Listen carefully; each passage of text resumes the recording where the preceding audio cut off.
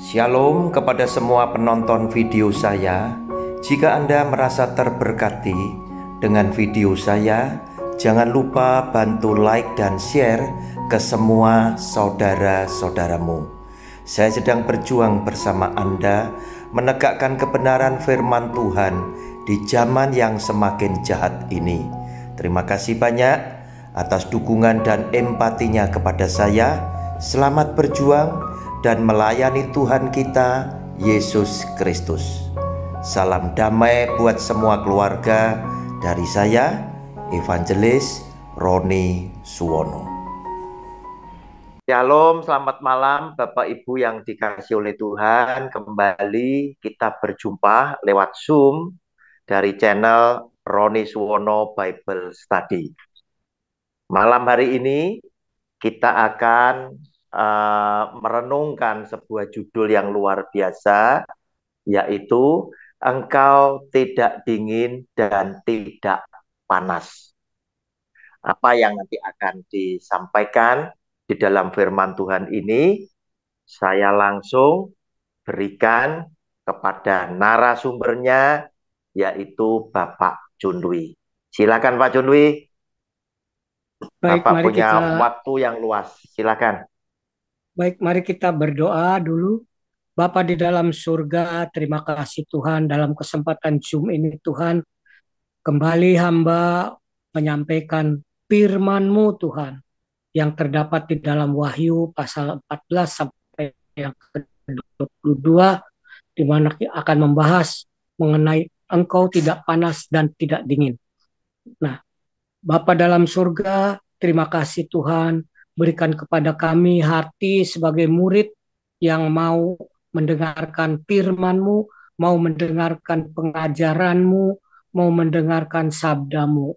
Tuhan, urapi kami yang mendengar, urapi hamba yang akan menyampaikan sabda-Mu. Pakailah lidah mulut bibir hamba untuk menyampaikan apa yang tersurat di dalam firman-Mu dan apa yang terkandung di dalam maksud firman-Mu itu. Dalam nama Tuhan Yesus Kristus, huknamaheakai nu mahasikina ardakatahima nataihe inasuraka mahatakaya nasi. Terima kasih Tuhan dalam nama Tuhan Yesus Kristus. Haleluya. Amin. Ya, kita akan berbicara mengenai engkau tidak panas dan tidak dingin. Zaman sekarang, di era kemajuan elektronik, jika kita hendak mengirim berita atau pesan, itu sangat mudah dan sangat cepat. Tinggal pencet, pencet, nyambung deh. Lalu kita tinggal ngomong apa keperluan kita, apa yang kita butuhkan, apa yang harus kita sampaikan kepada orang yang kita hubungi. Tapi lain halnya ketika pada zaman rasul-rasul. Mereka harus untuk mengirim berita itu harus menulis surat yang tidak mudah waktu menulisnya dan tidak mudah juga untuk mengirimkannya. Itu adalah satu sarana untuk berkomunikasi atau mengirim berita adalah melalui surat pada zaman itu.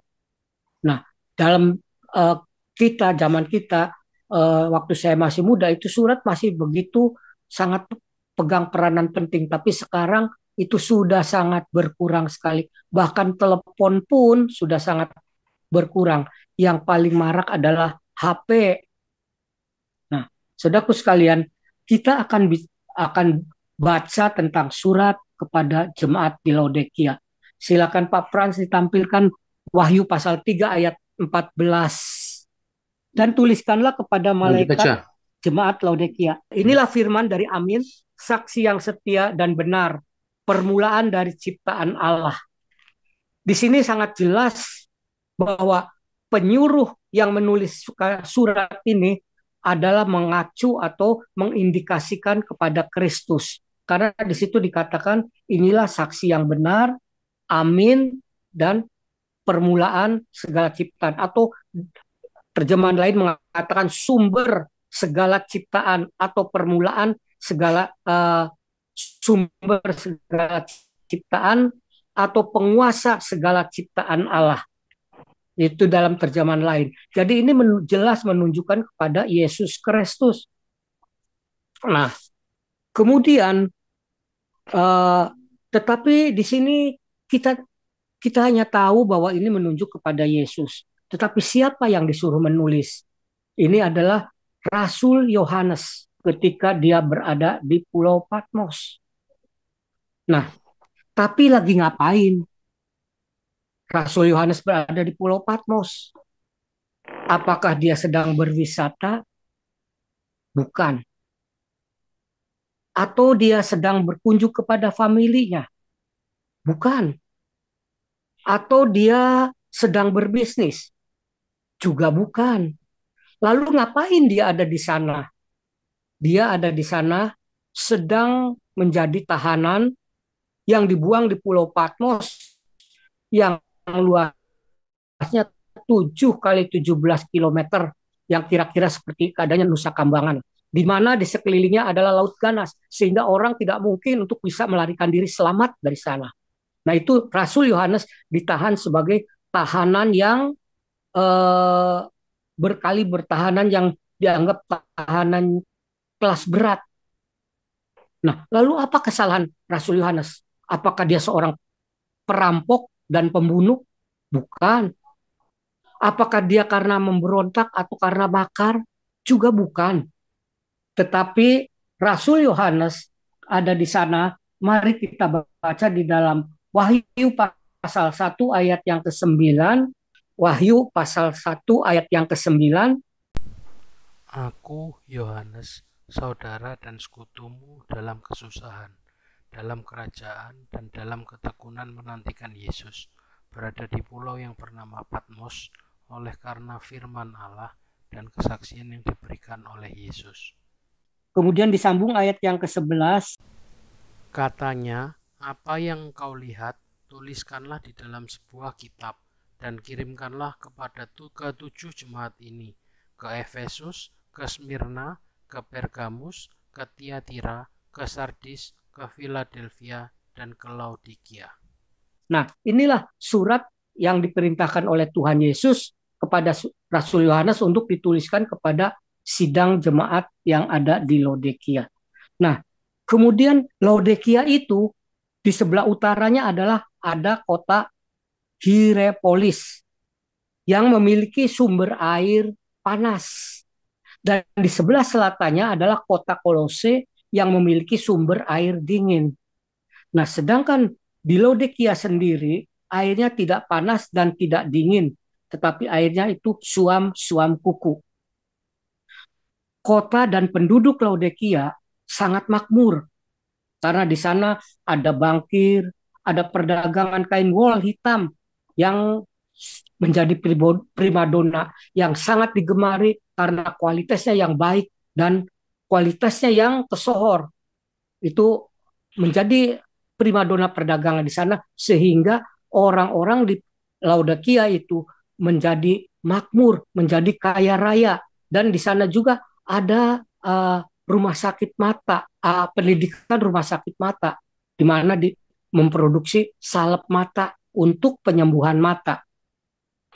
Nah, kota Laodikia ini berasal dari nama Laodikia ini berasal diambil dari nama Laodike, yaitu permaisuri Kaisar Antiochus II. Nah, kemudian apa isi surat tersebut?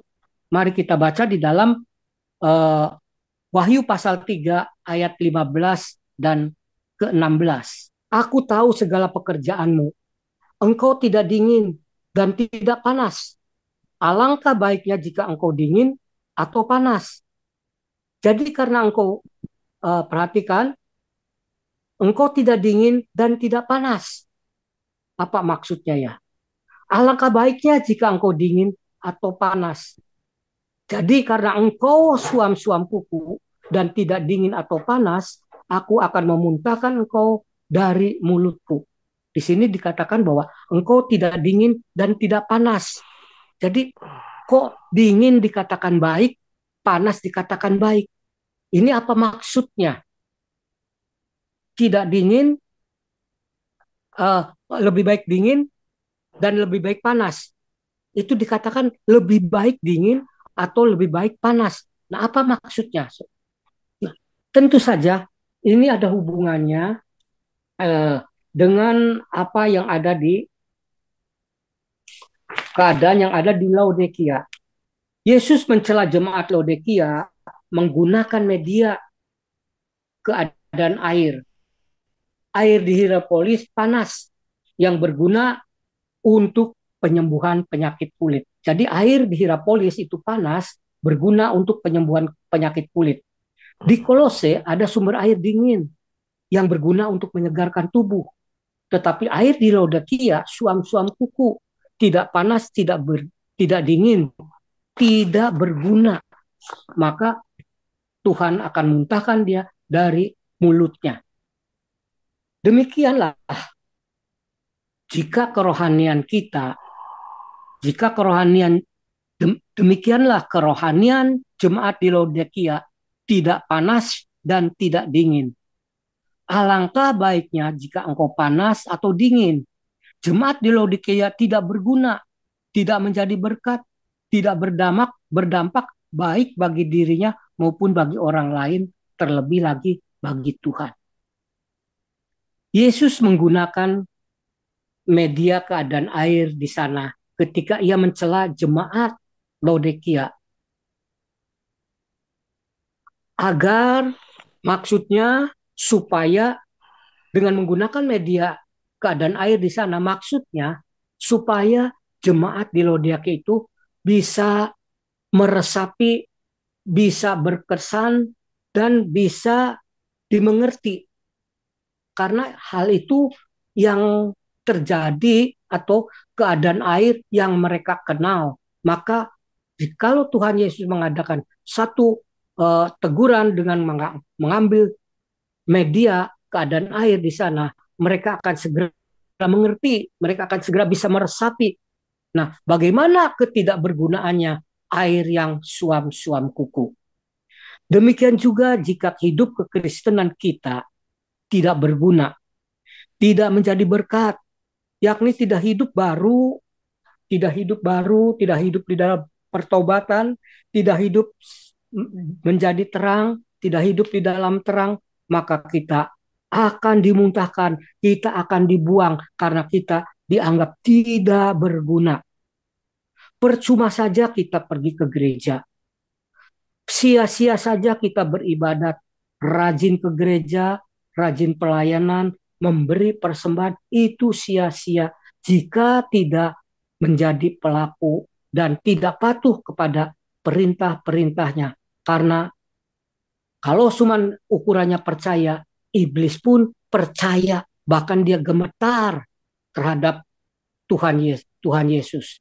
Tetapi anak-anak Tuhan bukan saja dituntut untuk percaya, bukan saja dituntut untuk beriman kepada Dia, tetapi dituntut untuk menjadi pelaku dan penurut akan segala yang difirmankan Tuhan. Dan mari kita baca di ayat yang ke-17a. Wahyu 3:17a. Karena engkau berkata, aku kaya, dan aku telah memperkayakan diriku, dan aku tidak kekurangan apa-apa. Karena engkau berkata, aku kaya, dan aku telah memperkayakan diriku, dan aku tidak kekurangan apa-apa. Nah, di sini jemaat Laodikia, dia sangat berbangga diri, dia sangat sombong karena keadaan ekonomi mereka yang kaya raya. Karena mereka hidup diberkati, mereka sudah merasa cukup, mereka tidak merasa kekurangan apa-apa. Jemaat Laodikia menganggap diri sudah cukup, mereka menganggap diri sudah diberkati Tuhan, mereka menganggap diri pengiringannya kepada Tuhan sudah berkenan. Tetapi apa yang dikatakan oleh Tuhan selanjutnya di dalam 17a B-nya, Pak? Dilanjutkan ayat tadi. Dan karena engkau tidak tahu bahwa engkau melarat dan malang, miskin, buta, dan telanjang. Jadi di sini bahwa jemaat Laodikia merasa diri dia tidak kekurangan apa-apa. Tetapi di mata Tuhan, memang mereka secara roha, secara jasmani, secara berkat materi mereka diberkati, tetapi di hadapan Tuhan mereka itu melarat, malang, miskin, buta dan telanjang. Jadi walaupun jemaat Laodikia memang benar bahwa jemaat Laodikia itu adalah jemaat yang kaya raya secara ekonomi diberkati karena perdagangan kain wol hitam yang bermutu sangat tinggi dan sangat digemari oleh banyak pedagang. Karena jemaat kaya raya merasa sombong, memperkaya diri dengan hasil kerja keras mereka, sehingga mereka sombong. Mereka merasa diberkati Tuhan, merasa diri dikenan Tuhan, maka mereka hidup diberkati Tuhan. Demikian anggapan mereka. Berkat materi dan duniawi, mereka jadikan sebagai tolok ukur untuk bahwa mereka merasa hidup dikenan Tuhan. Ini sama seperti Elipas dan kawan-kawan ketika menjadikan berkat jasmani, berkat secara duniawi, berkat secara ekonomi itu dijadikan tolok ukur bahwa mereka itu hidup dikenan oleh Tuhan. Sedang mereka mencela Ayub, Ayub sebagai orang yang berdosa, Ayub sebagai orang yang tidak dikenan oleh Tuhan karena Ayub hidup sengsara dan miskin. Nah, jikalau itu yang menjadi tolok ukur, berarti bahwa nasib baik kita atau nasib kita diberkati atau tidak diberkati itu bergantung kepada moralitas kita. Berarti di sini Tuhan tidak berkuasa menentukan nasib seseorang bahwa seorang itu diperkaya atau seseorang itu harus miskin atau seseorang harus menderita. Itu sama sekali Tuhan tidak berdaulat. Yang berdaulat adalah moralitas yang bersangkutan. Jikalau ia moralnya baik, maka hidup akan diberkati. Kalau hidupnya jahat, maka hidupnya akan sengsara. Itulah makanya Ayub dikatakan, Ayub kamu itu hidupnya tidak baik, maka hidup kamu sengsara. Nah, itu Tuhan tidak suka. Karena itu adalah melecehkan Tuhan, bahwa Tuhan tidak berkuasa menentukan nasib. Tetapi yang menentukan nasib adalah moral yang bersangkutan. Jadi teologi semacam itu adalah semacam teologi kemakmuran yang memang Tuhan benci dan Tuhan tidak suka.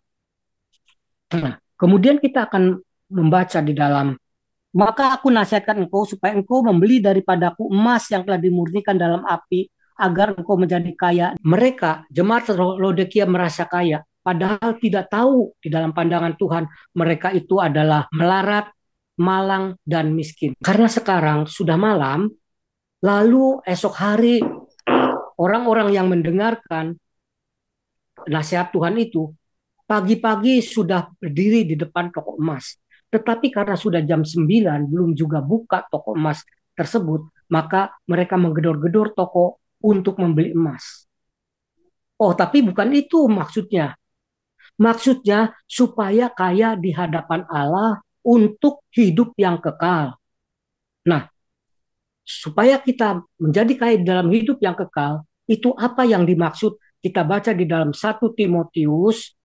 Peringatkanlah kepada orang-orang kaya di dunia ini, agar mereka jangan tinggi hati dan jangan berharap pada segala sesuatu yang tak tentu seperti kekayaan, melainkan pada Allah yang dalam kekayaannya memberikan kepada kita segala sesuatu untuk dinikmati. Peringatkanlah agar mereka itu berbuat baik, menjadi kaya dalam kebajikan, suka memberi dan membagi, dan dengan demikian mengumpulkan suatu harta sebagai dasar yang baik bagi dirinya di waktu yang akan datang untuk mencapai hidup yang sebenarnya. Jadi di sini bahwa belilah emas supaya engkau menjadi kaya, yaitu supaya engkau kaya di dalam kebajikan. Karena kebajikan itu adalah kita mengumpulkan sebagai satu upaya kita mengumpulkan suatu harta untuk kehidupan di masa yang akan datang, kehidupan yang sebenarnya, kehidupan yang langgeng, kehidupan yang tidak fana. Itu maksudnya. Jadi apa itu kebajikan? Kita mengunjungi orang sakit, mendoakan orang sakit, itu adalah kebajikan. Kita menyantuni anak yatim piatu, janda-janda, itu adalah kebajikan. kita berbuat menolong orang itu adalah kebajikan dan lain-lain sebagainya, perbuatan-perbuatan kebajikan. Tentu kita mengerti apa itu perbuatan kebajikan. Saya tidak usah untuk berpanjang lebar menguraikan tentang apa perbuatan kebajikan. Nah, mari kita akan lanjutkan di dalam uh, pasal 3, Wahyu pasal 3 ayat 18 bagian B. Maka aku menasihatkan engkau supaya engkau membeli daripadaku emas yang telah dimurnikan dalam api, agar engkau menjadi kaya, dan juga pakaian putih supaya engkau memakainya, agar jangan kelihatan ketelanjanganmu yang memalukan, dan lagi minyak untuk melumas matamu supaya engkau dapat melihat. Jadi kemudian Tuhan Yesus menasihatkan juga jemaat Laodikia supaya mereka membeli pakaian putih dari Tuhan, supaya jangan kelihatan ketelanjangannya yang memalukan. Nah, jemaat Laodikia, mereka tidak tahu bahwa mereka itu dalam keadaan telanjang. Maksudnya apa? Berpakaian putih itu maksudnya apa? Berpakaian putih itu maksudnya adalah berbicara tentang kekudusan, tentang hidup tidak di dalam kecemaran. Apa itu hidup di dalam kecemaran? Yaitu pesta pora, mabuk-mabuk, dan perzinahan, kejahatan seks, pelacuran. Itu yang terjadi di kota Laodikia. Karena kota Laodikia itu adalah kota pusat perdagangan yang sangat ramai, yang banyak dikunjungi oleh pedagang-pedagang dari luar pun berdatangan ke sana. Nah, pakaian putih berbicara tentang kekudusan. Jadi supaya kita itu jangan kelihatan ketelanjanganmu. Karena ketika Adam dan Hawa pun, ketika dia setelah berdosa, mereka itu merasa malu karena mereka telanjang. Mereka mengetahui bahwa mereka telanjang. Nah, karena apa? Mereka telah berbuat dosa. Jadi setiap dosa itu adalah mendatangkan kemaluan, mendatangkan malu. Perbuatan dosa itu mendatangkan malu. Jadi jemaat Laodikia dinasihatkan supaya mereka berpakaian putih, supaya mereka memakaikan kekudusan, supaya mereka jangan berbuat dosa dan jangan berbuat pasal 3 ayatnya yang ke-18 bagian C, dan lagi minyak untuk melumas matamu supaya engkau dapat melihat. Dan lagi minyak untuk melumas matamu supaya engkau dapat melihat. Di sini jemaat Laodikia mereka tidak mengetahui bahwa mereka itu buta. Mereka itu bukan buta dalam pandangan mata, bukan buta mata mereka tidak bisa melihat, tetapi mereka tidak bisa melihat kebenaran karena mereka menganggap bahwa karena hidup mereka diberkati, mereka menganggap bahwa mereka itu hidup berkenan kepada Tuhan. Jadi mereka tidak mengerti tentang kebenaran. Padahal hidup mereka itu jauh daripada berbuat baik. Dan hidup mereka itu juga ada kejahatan-kejahatan seksual, ada kejahatan pesta pora, mabuk-mabuk, dan lain sebagainya. Itu yang terjadi di dalam jemaat Laodikia. Karena Tuhan menegur supaya mereka membeli pakaian putih dari dia supaya jangan kelihatan ketelanjanganmu. Dan di sini jemaat Laodikia mereka tidak bisa membedakan yang benar daripada yang salah. Jadi yang dimaksud supaya kau belilah minyak daripadaku untuk melumas matamu supaya engkau dapat melihat. Melihat di sini bukan melihat secara pandangan jasmani, tetapi melihat secara pandangan rohani, bisa membedakan antara yang benar dengan yang sesat, antara ajaran yang benar dengan ajaran yang sesat. Bagaimana kita caranya untuk bisa membedakan ajaran yang benar dari yang sesat? Yaitu dengan kita banyak-banyak membaca firman Tuhan, dengan banyak-banyak kita mendengarkan khotbah-khotbah yang bermutu, yang sesuai dengan pengajaran yang sehat, yaitu pengajaran Tuhan dan para rasul kudusnya. Dan seperti juga yang sering kita ikuti di dalam acara Zoom kita, yaitu Roni Suwono Bible Study yang sering dibawakan oleh Bapak Roni Suwono. Jadi kita di sini akan mendapatkan pengajaran-pengajaran yang sehat, pengajaran-pengajaran yang sesuai dengan pengajaran Tuhan dan para rasulnya. Jadi bukan kata penafsir, bukan kata orang, tetapi benar-benar berdasarkan firman Tuhan. Jadi itulah. Jadi itu yang harus kita lakukan. Bahwa kita harus banyak-banyak membaca firman Tuhan, mendengarkan pengajaran yang sehat, supaya kita tidak buta, supaya kita bisa tahu membedakan antara yang baik dengan yang benar. Nah, karena buta, sepasang remaja yang sedang berpacaran, mereka berpacaran tidak mengindahkan batasan-batasan yang diperbolehkan sebagai orang Kristen. Maka terjadilah kecelakaan yang disengaja. Terjadilah tabrakan sebelum menikah. Sebelum mereka menikah terjadi tabrakan. Itu terjadi satu kecelakaan. Tapi kecelakaan ini adalah kecelakaan yang disengaja. Maka setelah 3 bulan terlambat, 3 bulan terlambat, maka mereka mendatangi pendetanya. Dan pendetanya itu menjadi direpotkan juga karena dia harus segera membaptis dia untuk supaya mereka bisa menikah secara Kristen, bisa diberkati. Nah, saudaraku sekalian, di sini berarti dia sudah merepotkan juga pendeta. Dan tidak kalah orang tuanya pun juga repot. Orang tuanya khawatir jikalau yang berbuat itu tidak bertanggung jawab. Nah, kemudian mereka itu akhirnya karena pemuda itu memang bertanggung jawab, akhirnya diputuskan untuk mereka menikah. Orang tuanya sibuk mencari kapan hari yang terbaik, kapan dia harus dinikahkan, kapan dia harus diberkati di gereja. Nah, saudaraku sekalian, karena orang tuanya ini juga buta, mereka menurut saja apa yang disarankan oleh tetangganya atau apa yang disarankan oleh orang lain, bahwa dia harus tanya kepada orang pintar supaya diketahui hari apa, jam berapa pernikahan itu harus dilangsungkan. Bahkan kadang dinasehati bahwa nanti mempelainya ya keluarnya jangan dari pintu depan, harus dari pintu dapur, karena naganya ada di belakang, di dapur. Jadi kita tidak boleh menghadap kepada pintu yang naga itu ada di depan.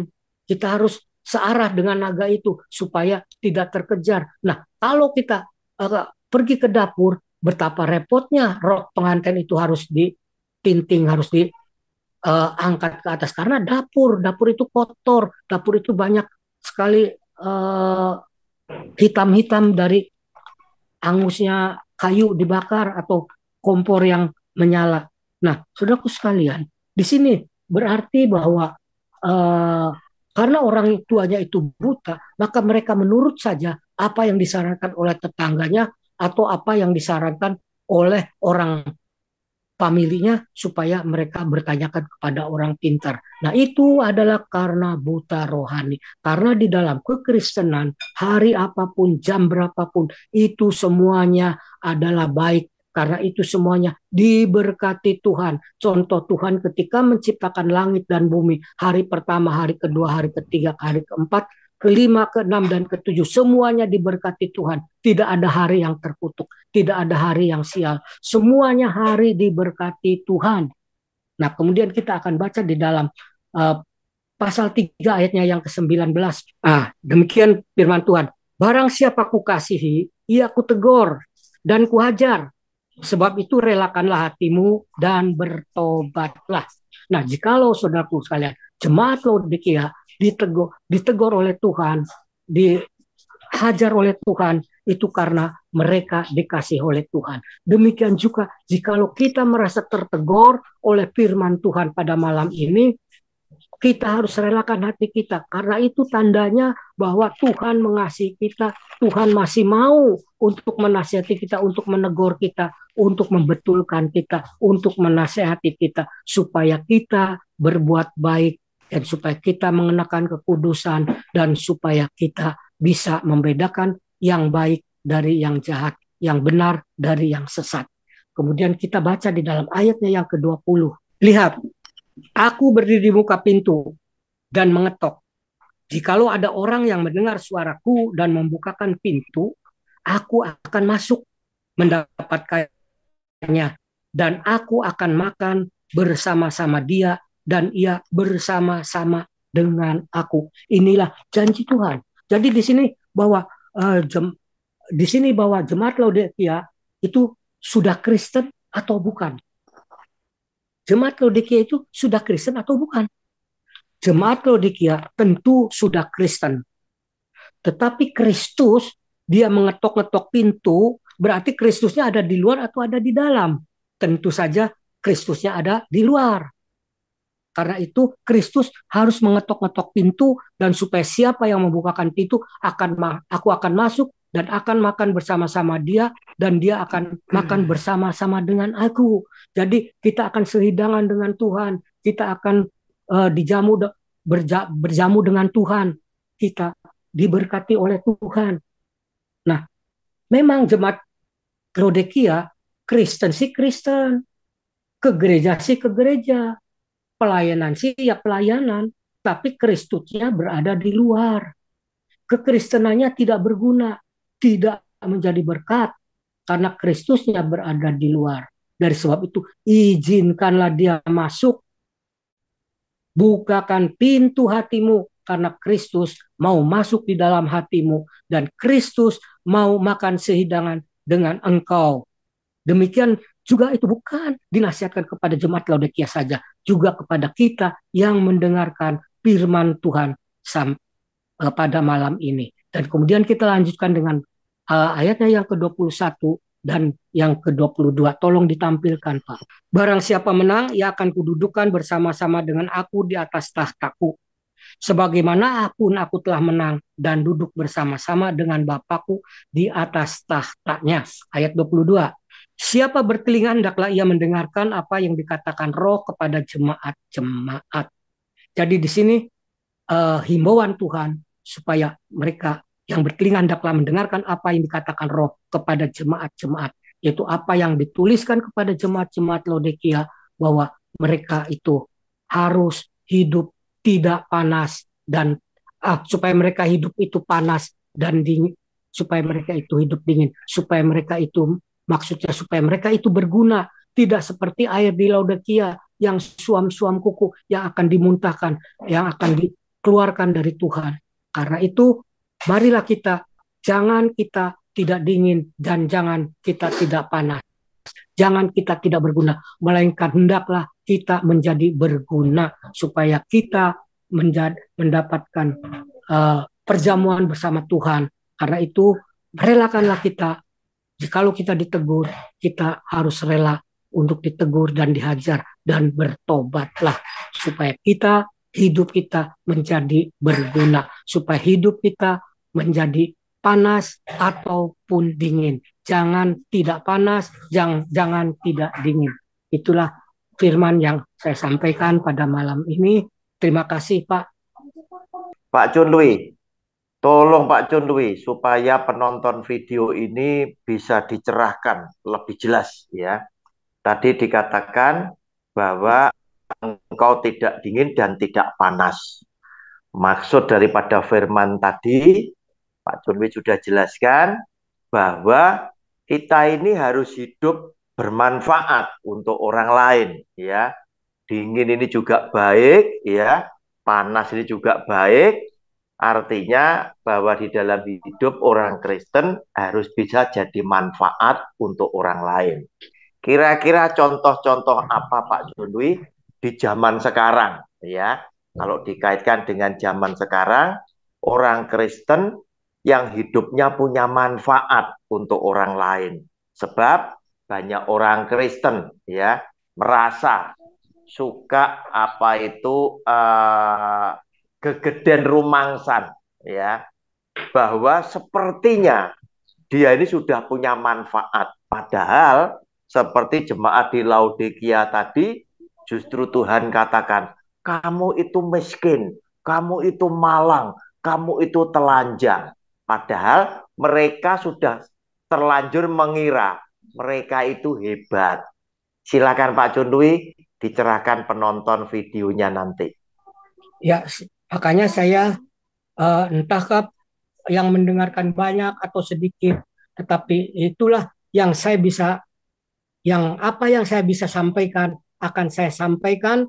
eh, eh, itu adalah supaya saya ini bisa bermanfaat, bisa berguna. Kita menyampaikan apa yang kita anggap benar, apa yang kita pahami dengan firman Tuhan yang Tuhan memberi pencerahan kepada saya.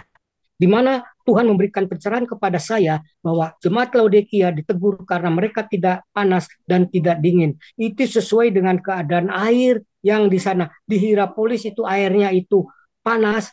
Air panas itu berguna untuk penyembuhan kulit. Dan air di sebelah selatannya itu adalah Kolose, airnya dingin, sejuk, menyegarkan tubuh, itu berguna untuk menyegarkan tubuh. Tetapi air yang di Laodikia itu adalah suam-suam kuku, tidak ada gunanya, tidak ada manfaatnya selain setelah dimasukkan ke dalam mulut lalu dimuntahkan lagi karena airnya itu suam-suam kuku. Demikian keadaan jemaat Laodikia, karena mereka tidak berdampak, karena mereka tidak berguna, maka akan dimuntahkan dari mulut Tuhan. Dan itu amat celaka sekali. Kita menjadi orang Kristen, tetapi kita tidak berdampak. Kita itu merasa hidup diberkat, merasa hidup dikenan Tuhan karena kita hidup diberkati Tuhan. Yang jadi tolok ukur itulah hidup diberkati, kita berarti berkenan kepada Tuhan. Kalau kita hidup sengsara, berarti kita hidup tidak dikenan Tuhan. Itu sama sekali adalah tolok ukur yang keliru, yang salah.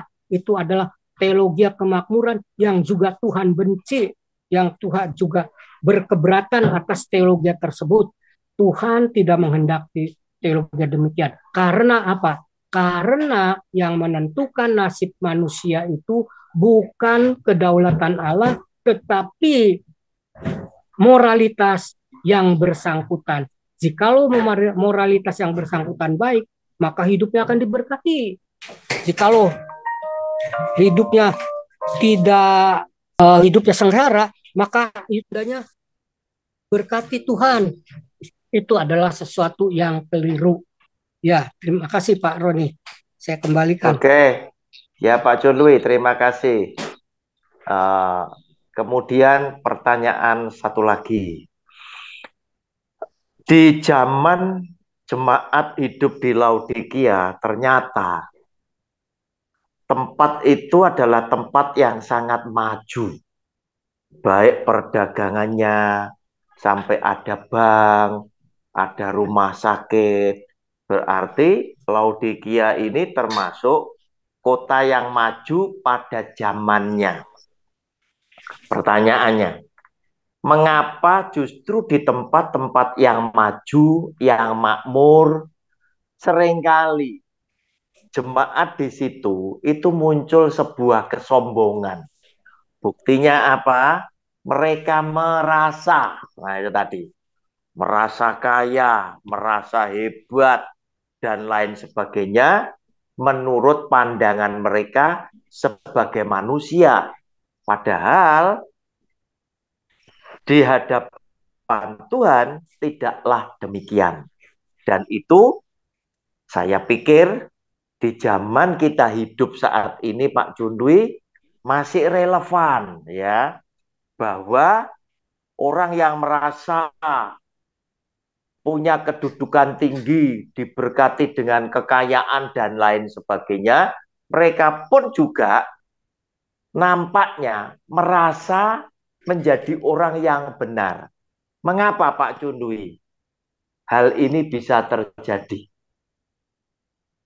Ya, karena memang sih ada Tuhan, ada firman Tuhan bahwa di dalam Ulangan pasal 28, diberkatilah orang yang setia melakukan firman Tuhan. Hanya Pak, masalahnya kan tidak ada orang yang sanggup setia untuk melakukan firman Tuhan seperti yang Tuhan tuntut. Nah, tapi orang itu merasa bahwa uh, dirinya itu diberkati, itu berkenan kepada Tuhan karena yang jadi tolok ukur adalah uh, hidup diberkati. Karena hal itulah yang sering digembar-gemborkan oleh para hamba Tuhan yang hanya untuk menyenangkan jemaat, yang hamba Tuhan yang tidak mengacu kepada pengajaran yang sehat, tidak mengacu kepada pengajaran Tuhan dan para rasul. Dia lupa bahwa orang Kristen juga itu harus pikul salib, harus ikut Iya. menderita, baik menderita secara ekonomi maupun menderita secara aniaya. Nah, kalau orang yang pengkhotbah-pengkhotbah sekarang kan kalau kita hidup di dalam aniaya dan sebagainya, itu tandanya tidak dikenan oleh Tuhan. Padahal itu keliru sama sekali. Iya. Karena mereka hanya Iya. mencuplik atau mencomot salah satu ayat, tidak memperhatikan ayat-ayat yang lain-lainnya. Itu saja, Pak. Iya, terima kasih Pak John Dwi. Padahal para rasul hidupnya penuh dengan penderitaan, ya.